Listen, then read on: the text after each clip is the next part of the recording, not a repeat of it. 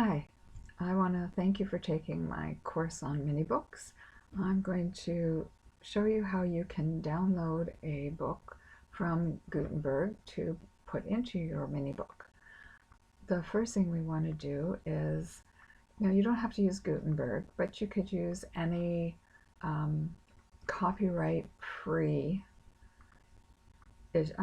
items such as pictures of plants or animals, so long as they're copyright.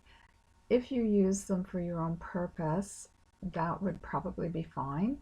But if you're using them to sell, as little books to sell, then please double check your copyrights, because not all copyrights are set up for Canada.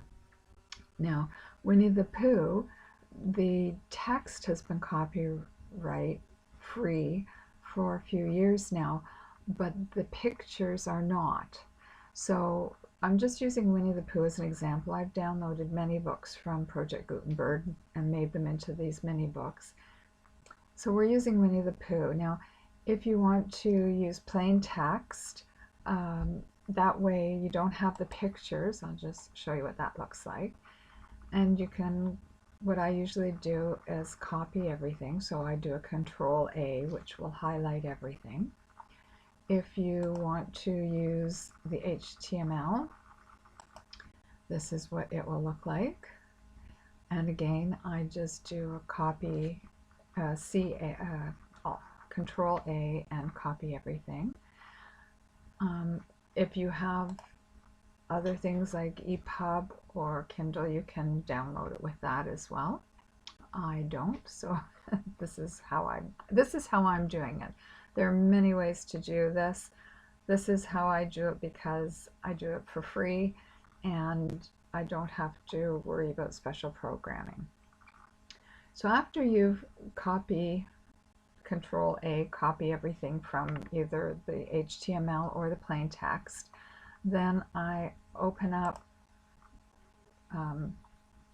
this is Word, and I do a Control V, which pastes everything. And this is how it comes in. Now this I put in myself.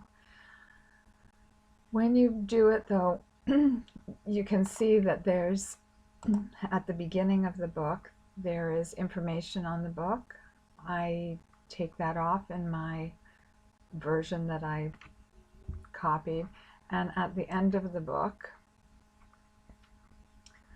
there is a lot of information on the licensing, and I will take that off as well when I enter this in. Now it started when I downloaded as 140 pages, 45 pages.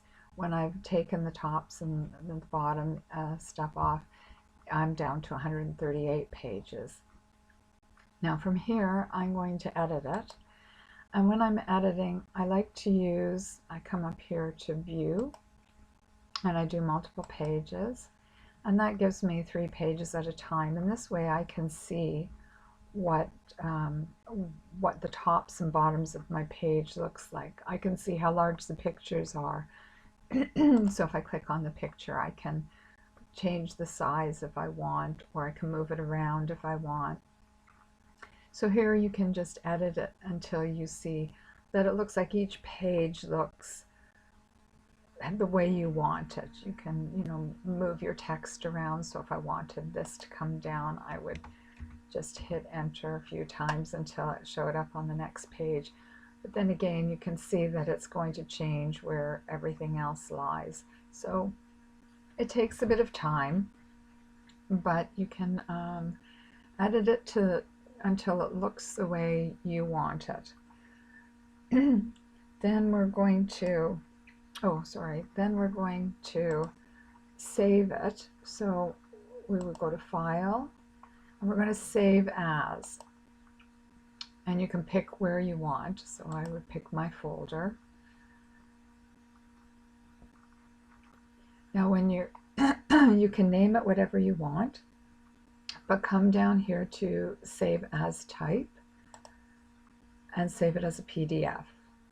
Now if you're using a different, I'm not going to save this right now, but if you're If you're using a different, excuse me, word processing, such as LibreOffice, this is how it would look in LibreOffice, which is basically the same. But when you're going to save it, you would come up to File, and they don't have a Save as PDF, so you're going to Export As, and you're going to use Export Directly as PDF. That's the only way that it will keep the formatting for you. So that's how you do that. Once it's saved as a PDF, we're going to go to SAM Basic. So here it is. I've done a Google search for PDF SAM Basic,